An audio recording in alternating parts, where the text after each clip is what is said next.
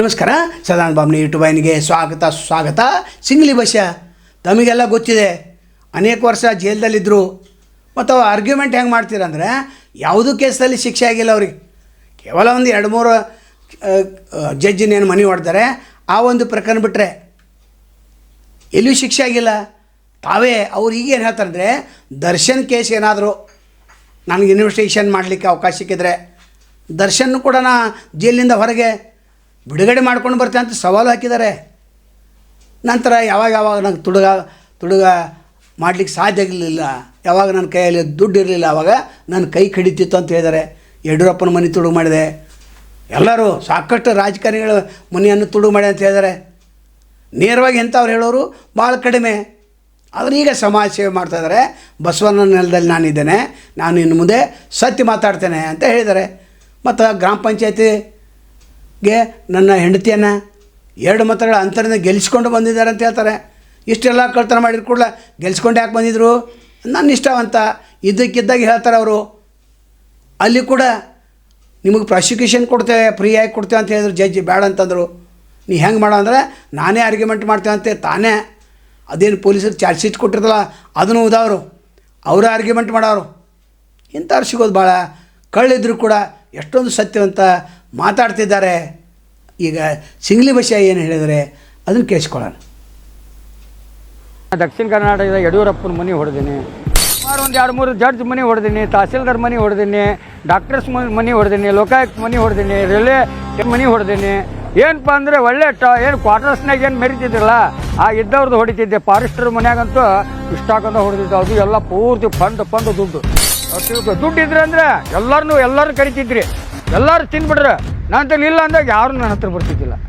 ನಾವು ಕುಂಬಾರ ಸುನಗಾರ ಶಮಗಾರ ಹೇಳುವ ನೇಕಾರ ಮಡವಾಳ ತಳವಾರ ಗಾನಗಾಗವಲ್ಲ ಯಾದವ ಕುರುಬ ವೀರಶೈವ ಹಿಂದುಲಿಂಗ ಅಂತ ಬಂಜಾರ ರೆಡ್ಡಿ ಕೊರಮ ಕೊರತ ಎಷ್ಟು ಜಾತಿಗಳದವಲ್ಲ ಅಷ್ಟು ಜಾತಿ ಮಗ ಆಗ್ಬೇಕನ್ನೋ ಆಸೆ ನನಗೆ. ಲಾರಿ ಇಡೋ ಬಸ್ಸ ಅಂದ್ರೆ ನನಗೆ ಲಾರಿ ಹೇಳೋ ಶಕ್ತಿ ಇಲ್ಲ ರೀ. ಅದೇ ಹಾಗಾದ್ರೆ ಸರ್ಕಾರಿ ಉದ್ದಿದ್ದೆ ಫ್ರೀ ಲಾರಿ ಕೊಡ್ತೀನಿ ಅಂದ್ರೆ ಅವ್ರ ಮೇಲೆ ನಂಬಿಕೆ ಇಲ್ಲ ಅಂದೆ ನಾನು. ಮತ್ತು ಹೆಂಗೆ ಬಸ್ಸ ಅಂದ್ರೆ ನನ್ನ ಕೇಸಿಗೆ ನಾನು ಆರ್ಗ್ಯುಮೆಂಟ್ ಮಾಡ್ತೇನೆ ರೀ ಅಂದೆ.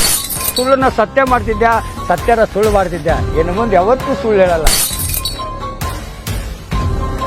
ಅವರೇ, ಈಗ ಆನ್ ದ ರೆಕಾರ್ಡ್ ಕೇಳ್ತಾ ಇದ್ದೀನಿ, ಎಂತೆಂಥ ಕಳ್ತನದಿಂದ ಸ್ಟಾರ್ಟ್ ಮಾಡಿ ಎಂತೆಂಥರದೆಲ್ಲ ಕಳ್ತನ ಮಾಡಿದ್ದೀರ?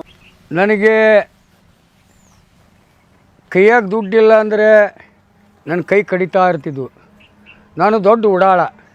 ನನ್ನ ಊರಲ್ಲಿ ಸಿಗ್ಲಿ ಊರಲ್ಲಿ ಸಕ್ರೆ ಚೀಲ ಕದ್ದವು ನಾನು APMCಯಾಗ ಕರ್ಕೊಂಬಂದು ಪಂಚಾಯತ್ಯಾಗ 3 ರಾತ್ರಿ 3 ಹಗಲು ಕೂಡಿ ಹಾಕಿ ಹೊಡೆದಾರ. ಮತ್ತು ನಾ 3 ತಾಯಿ ಆದಿಶಕ್ತಿ ತಾಳಿ ಕದ್ದವು ನಾನು. ಮತ್ತು ಎಲ್ಲರೂ ಮನೆ ಮುಂದೆ ಕೊಡ್ಪಾನ್ ಇಟ್ಟಿದ್ದು, ನಾಳದ ಮುಂದೆ ಕೊಡ್ಪಾನ್ ಇಟ್ಟಿದ್ದು ಎಲ್ಲ ಮಾರ್ಕೊಂಡು ಪಕ್ಕದ ಮನೆಗೆ ಕೊಟ್ಟರು ಹೇಳ್ತೀವಿ, ಹೊಡ್ತಾ ತಿಂದ್ರೂ ಹೇಳ್ತಿದ್ದಿಲ್ಲ ನಾನು. ಇಷ್ಟು ಕಳ್ಳರಿಗೆ ಕಳ್ತನ ಮಾಲ್ ತೊಗೊಂಡ್ರಿಗೆ ಒಳ್ಳೆಯವನು ಹಾಕಿದ್ದೆ, ಕಳ್ಕೊಂಡವ್ರಿಗೆ ಅಪರಾಧಿ ಆಗಿಬಿಡ್ತಿದ್ದೆ. ಅವ್ರ ತಂದೆ ಮಕ್ಕಳಿಗೆ ಹೇಳ್ತಿದ್ರು, ಆ ಕಳ್ಳ ಬಾಡೇನ ಕೂಡ ಅಡ್ಡಾಡ್ಬೇಡ, ಉಡಾ ಬಾಡೇನ ಕೂಡ ಅಡ್ಡಾಡ್ಬೇಡ, ಅವ್ನು ಪೋಟ್ರೆಂಟೆ ಅದನ್ನ ಹಿಂಗೆಲ್ಲ ಮಾಡ್ತಿದ್ರು. ಹಿಂಗೆಲ್ಲ ನಾ ತಿಳ್ಕೊಂಡಾಗ ಅವ್ರು ದುಡ್ಡಿದ್ರೆ ಅಂದರೆ ಎಲ್ಲರೂ ಕರಿತಿದ್ರಿ, ಎಲ್ಲರೂ ತಿಂದ್ಬಿಡ್ರೆ. ನಂತಲ್ಲಿ ಇಲ್ಲ ಅಂದಾಗ ಯಾರೂ ನನ್ನ ಹತ್ರ ಬರ್ತಿದ್ದಿಲ್ಲ. ಅದಕ್ಕೆ ನಾನು ಕಷ್ಟದಲ್ಲಿ ಯಾರನ್ನೂ ಕರ್ಕೊತಿದ್ದಿಲ್ಲ, ಸುಖದಾಗ ನಾನು ಎಲ್ಲರನ್ನೂ ಕರಿತಿದ್ದೆ. ಇವತ್ತು ಯಾವ ಕುಂಬಾರ ಸುನಗಾರ ಶಮಗಾರ ಹೇಳುವ ನೇಕಾರ ಮಡವಾಳ ತಳವಾರ ಗಾನಗಾಗವಲ್ಲ ಯಾದವ ಕುರುಬ ವೀರಶೈವ ಹಿಂದುಲಿಂಗ ಅಂತ ಬಂಜಾರ ರೆಡ್ಡಿ ಕೊರಮ ಕೊರತ ಎಷ್ಟು ಜಾತಿಗಳದವಲ್ಲ ಅಷ್ಟು ಜಾತಿ ಮಗ ಆಗ್ಬೇಕನ್ನೋ ಆಸೆ ನನಗೆ. 1988ರಾಗ ನಮ್ಮಣ್ಣ ಕಳ್ಳಿದ್ದ.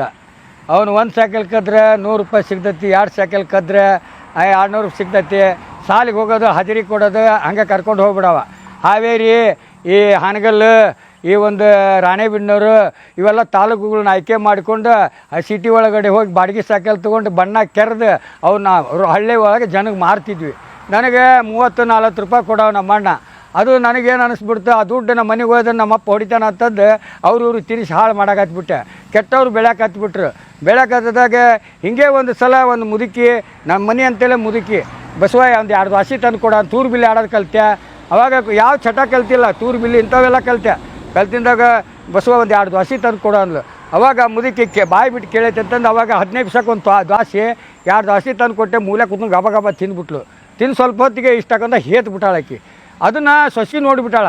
ನೋಡಿ ಗಂಡು ಬದುಗಡ್ಲಿ ಏನಂದಳ, ಆ ಸಿಗ್ಲಿ ಬಸ್ಸೇ ನೋಡು ನಿಮ್ಮವ್ಗೆ 2 ದ್ವಾಸಿ ತಂದು ಕೊಟ್ಟಾಳ, ಗಬ ತಿಂದಾಳ, ಅಲ್ಲಿ ಇಷ್ಟು ಹೇತಾಳ, ಈಗ ಆ ಹೇತಿದ್ದು ಹೇಳ ಅವ್ನ ಕಡೆಯಿಂದ ಬಳಸು ಅಂದ್ಲು. ಅವಾಗ ಅವು ಬಂದು ನನ್ನಂತಲೇ ಬಂದು ಹಿಂಗೆ ಅಂದ್ಬಿಟ್ಟೆ. ಅವಾಗ ನಾನು ಇವತ್ತು ತಾಯಿಗೂ ಇಂಥ ಕಷ್ಟ ಐತಲ್ಲ ಅನ್ನೋದು ನನಗೆ ಅರಿವು ಹುಡ್ತು. ಅವಾಗ ಅನಾಥಾಶ್ರಮ ಕಟ್ಟಬೇಕು, ಏನು ಬಿದ್ದವ್ರನ್ನ ಎತ್ತಿ ಹಿಡಿಬೇಕು, ಯಾಕಂದ್ರೆ ಮಗು ಇದ್ದ ಕರುವಾಗಿ ವಯಸ್ಸು ಬಂದ ಕಳ್ಳಾಗಿ ವಯಸ್ಸು ಬಿಡ್ದ ಬಸವಣ್ಣ ಆಗೋಣ ಅಂತಂದು ಇವತ್ತು ಆ ಬಸವಣ್ಣನ ಥರ ನಡಿತೀನಿ, ಸತ್ಯ ಹೇಳ್ತೀನಿ. ನಾನು ಅನುಭವಿಸಿದ್ದು ನಡೆದ ದಾರಿ ಹೆಂಗೆ ಬಾಬಾ ಸಾಹೇಬ್ ಅಂಬೇಡ್ಕರ್ ಅವರು ಅನುಭವದ ಒಂದು ಸಂವಿಧಾನ ಬರೆದ್ರು. ಯಾಕಂದರೆ ಅಂಥ ಸಂವಿಧಾನದ ದಾರಿಯಲ್ಲಿ ನಡೆಯುವ ನಾನು. ಯಾಕಂದ್ರೆ ಸುಳ್ಳನ್ನು ಸತ್ಯ ಮಾಡ್ತಿದ್ದೆ, ಸತ್ಯನ ಸುಳ್ಳು ಮಾಡ್ತಿದ್ದೆ. ಇನ್ನು ಮುಂದೆ ಯಾವತ್ತೂ ಸುಳ್ಳು ಹೇಳಲ್ಲ.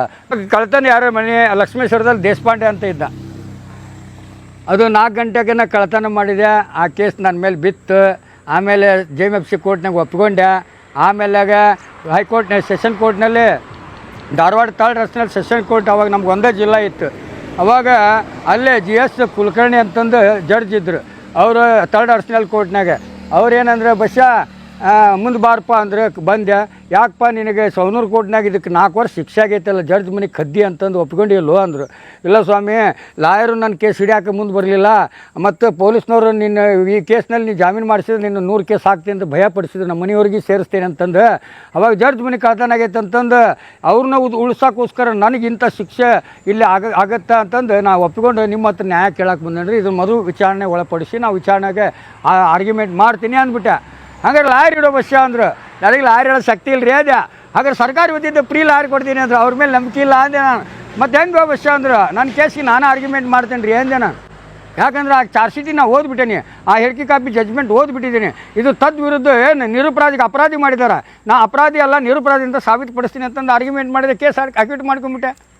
ಹಿಂಗೆ ಜನರದ್ದು ಎಲ್ಲ ಜೈಲಾಗ ಬರ್ತಿದ್ರಲ್ಲ, ಎಲ್ಲ ಜೈಲಾಗ ಚಾರ್ಜ್ ಶೀಟ್ ತಂದು ಕೊಟ್ಟು ನನ್ನ ಕೈಯಿಂದ ಓದಿಸ್ಕೊಂಡು ಅವ್ರು ಅರ್ಥ ಮಾಡಿಕೊಂಡು ವಕೀಲರು ಏನು ಮಾತಾಡ್ತಾರೆ, ಇದ್ರ ಬಗ್ಗೆ ಏನು ಹೇಳ್ತಾರೆ, ಹಿಂಗೆ ಹುಷಾರಿಂದ ಕೇಸ್ ನಡೆಸ್ತವ್ರು ಆರೋಪಿಗಳು ಅದಾರ, ಮೋಸ ಹೋದವರು ಅದಾರ, 8 ಮಂದಿ ಚೇಂಜ್ ಮಾಡಿದ ವಕೀಲರು ಅದಾರ. ಏನಂತೀರಿ? ಕಳ್ತನದ ಬಗ್ಗೆ ಹೇಳ್ಬೇಕಂದ್ರೆ ಇಲ್ಲೇ ನಮ್ಮ ದಕ್ಷಿಣ ಕರ್ನಾಟಕದ ಯಡಿಯೂರಪ್ಪನ ಮನೆ ಹೊಡೆದೀನಿ.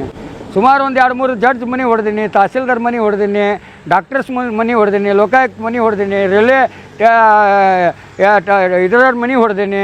ಏನಪ್ಪ ಅಂದರೆ ಒಳ್ಳೆ ಏನು ಕ್ವಾರ್ಟರ್ಸ್ನಾಗ ಏನು ಮೆರಿತಿದ್ರಲ್ಲ ಆ ಇದ್ದವ್ರದ್ದು ಹೊಡಿತಿದ್ದೆ. ಫಾರೆಸ್ಟರ್ ಮನ್ಯಾಗಂತೂ ಇಷ್ಟಾಕಂದ ಹೊಡೆದಿದ್ದು. ಅದು ಎಲ್ಲ ಪೂರ್ತಿ ಫಂಡ್ ದುಡ್ಡು ಎಲ್ಲ ಮುಂದೆ ಹೊಡೆದಾಗ. ಅಲ್ಲ, ಅವ್ರದ್ದು ದೊಡ್ಡವ್ರ ಮನೆಯನ್ನ ಯಾಕೆ ಹೊಡಿಬೇಕು ಅನ್ನಿಸ್ತೀರಿ? ಯಾಕೆ ಹೊಡಿಬೇಕಂದ್ರೆ ಈಗ ಅಂಗುಲಿಮಾಲ ಆ ಕತೆ ಓದಿದೆ ನಾನು. ಬುದ್ಧನ ಕಾಲದಾಗ ಅಂಗುಲಿಮಾಲ ಹೆಂಗಿದ್ದ ಅಂದ್ರೆ ಒಂದು ಥರ ಕ್ರೂರಿ ಆಗಿದ್ದ. ಅವನ್ನ ಬುದ್ಧನ ಪರಿವರ್ತನೆ ಮಾಡಿದ. ಅವನು ಬುದ್ಧನ ಬೋಧನೆ ಮಾಡ್ಕೊಂಡು ಪರಿವರ್ತನೆ ಆಗಿ ಹೋದ. ಹಂಗೆ ಬಸವಣ್ಣವ್ರ ಕಾಲದಾಗ ಅಂಗುಲಿಮಾಲ ಇದ್ದ. ಅವನು ಒಂದು ಕಷ್ಟ ಅಂದವ್ರಿಗೆ ಅಪರಾಧ ಮಾಡಿ ಅದನ್ನು ಅವ್ರು ಹೊಟ್ಟೆ ತುಂಬಿಸೋನು ಎತ್ತಿಡೋನು ಸರ್ಕಾರ ಕಣ್ಣಿಲ್ಲ ಅಂತ ತಿಳ್ಕೊಂಡು ಅವನು ದೊಡ್ಡ ಡಕಾಯಿತ ಅದ. ಅವನು ಕೊನೆಗೆ ಬಸವಣ್ಣವ್ರ ಆಶೀರ್ವಾದದಿಂದ ಅವನು ಬಸವ ತತ್ವ ಹಿಡ್ಕೊಂಡು ಅವನು ಪರಿವರ್ತನೆ ಆದ. ರಾಬಿನ್ ಹುಡ್ ಒಬ್ಬ ಇಸ್ಲಾಂದವನು, ಕೇರಳದವನು. ಅವನು ಎಲ್ಲ ಜಾತಿ ಧರ್ಮ ನೋಡ್ದೇನೆ ಅವನು ಪ್ರೀತಿಯಿಂದನೇ ಎಲ್ಲರಿಗೂ ಡಕಾಯಿತಿ ಮಾಡಿ ಅವ್ರಿಗೆಲ್ಲ ಊಟ ಹಾಕ್ತಿದ್ದ. ಸರಿ, ನೀವು ಡಕಾಯಿತಿ ಮಾಡಿ ಆ ದುಡ್ಡು ಎಷ್ಟು ಜನಕ್ಕೆ ಹೆಲ್ಪ್ ಮಾಡಿ? ಭಾಳ ಮಂದಿ ಮಾಡಿದ್ದೀರಿ. ಹೆಂಗಂದ್ರೆ ನಂದು ಲೆಕ್ಕಾಚಾರ ಹೆಂಗೆ ಗೊತ್ತಾ? ಆಗಿಂದಾಗ ಕದ್ದೇನೆ ಅಂದ್ರೆ ನಾನು ಊರಿಗೆ ಬರ್ತೇನೆ ಅಂದ್ರೆ ಎಷ್ಟು ದಾರಿಗಳು ಇರ್ತಾವೆ ಅಷ್ಟು ದಾರಿಗಳು ಕಾಯ್ತಿರ್ತಿದ್ರು ಬೈಕ್ ಹಿಡ್ಕೊಂಡು. ಯಾಕಂದರೆ ಯಾರು ಸಿಗ್ತೈತಿ ಅವ್ರಿಗೆ ಅದು ವರ. ಏನಂತೆ ಮತ್ತು ನಾಳೆ ಕೊಡ್ತೇನೆ ಬಿಡ ಅಂತಿದ್ದೆ. ಹೀಗೆ ಅಡ್ವಾನ್ಸ್ ಆಗಿ ದುಡ್ಡು ಇಸ್ಕೊತಿದ್ದೆ. ಎಲ್ಲರಿಗೂ ಕೊಡ್ತಿದ್ದೆ. ಏನಂತೀರಿ? ಕೊಟ್ಟಿದ್ದೀರಿ ಹೇಳಿ ನೀವು? ಬೇಕಾದಷ್ಟೇ ಸರ. ಹಿಂಗೆ ಎಲ್ಲ ಕಷ್ಟ ಇದ್ದವ್ರಿಗೆ ಈಗ ಹರಿದು ಕೊಡೋಕೆ ಬರೋಂಗಿಲ್ಲ. ಒಬ್ಬನ 20,000 ಬಸ್ ಅಂತ ಆಯ್ತಾ ಇಲ್ಲ ಅಂತಿದ್ದೆ. ಆದರೆ ಕದ್ದಿದ್ದು ಬಂಗಾರ 1 ಗ್ರಾಮನ್ನು ನಾ ಪೊಲೀಸರು ಕೊಟ್ಟಿಲ್ಲ, ರಿಕವರಿ ಕೊಟ್ಟಿಲ್ಲ. ಬಂಗಾರದ ಅಂಗಡಿನ ತೋರಿಸಿದ್ದೀನಿ. ಯಾಕಂದರೆ ಇವತ್ತು ಬಂಗಾರದ ಅಂಗಡಿಯವರು ನನ್ನಿಂದ ಲಾಸ್ ಆಗಿದ್ದಾರೆ ಪಾಪ. ಯಾಕಂದರೆ ಇವತ್ತು ಅವ್ರಿಗೆ ವಾಪಸ್ ಕೊಡಬೇಕಾಗಿತ್ತು. ಅದು ಕಳ್ಕೊಂಡವ್ರಿಗೆ ಕೊಟ್ಟಾರೆ. ಏನು ಮಾಡ್ತಿದ್ದೆ? ಓಕೆ, ಇದು ಯಡಿಯೂರಪ್ಪರ ಮನೆಗೆ ಏನೇನು ಸಿಕ್ಕಿತ್ತು? ಅಲ್ಲೇ ಸುಮಾರು ಒಂದು 250 ಗ್ರಾಮ್ ಸಿಕ್ಕಿತ್ತು. ಅವಾಗ ಮುಖ್ಯಮಂತ್ರಿ ಇದ್ದಿದ್ದಿಲ್ಲ, 99 ರಾಗ್ಯದ. ಓ ಹೌದಾ? ತುಂಬ ಜಾಸ್ತಿ ದುಡ್ಡು ಸಿಕ್ಕಿದ್ದು ಯಾರ ಮನೆಯಲ್ಲಿ? ತರೀಕೆರೆಗೆ.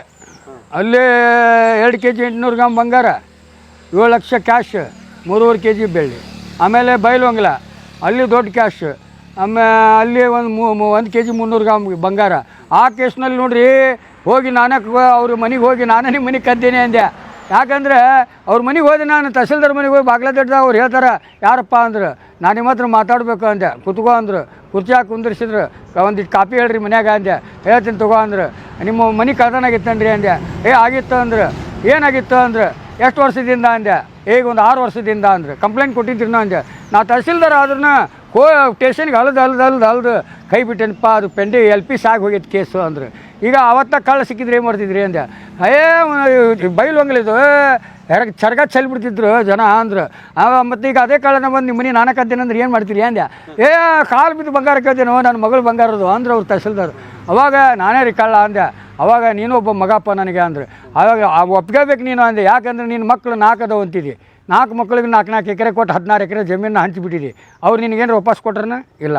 ನನಗೆ ಕಷ್ಟ ಇದ್ದ ನಿನ್ನ ಮನೆಗೆ ಕದ್ದೇನೆ, ಈಗ ನಿನಗೆ ವಾಪಸ್ ಕೊಡ್ತೀನಿ. ವಾಪಸ್ ಕೊಟ್ರ? ಹಾಂ, ವಾಪಸ್ ಕೊಟ್ಟೆ. ವಾಪಸ್ ಕೊಟ್ಟು ಕೇಸ್ ಹಾಕಿಸ್ಕೊಂಡು ಆ ಕೇಸನ್ನ 52 ದಿನದಲ್ಲಿನ ಜಡ್ಜ್ ಕಡೆಯಿಂದ ತೀರ್ಪು ಮಾಡಿಸ್ಕೊಂಡು ಹುಲಿರಿ ನಾನು. ಯಾಕಂದ್ರೆ ಸುಳ್ಳು ಸತ್ಯ ಮಾಡಿದೆ, ಸತ್ಯನ ಸುಳ್ಳು ಮಾಡಿದೆ. ಯಾಕಂದ್ರೆ ಕಾನೂನು ವ್ಯವಸ್ಥೆಗಳು ಹೆಂಗದಾವ ಕೆಟ್ಟೋಗಿದ್ದವು.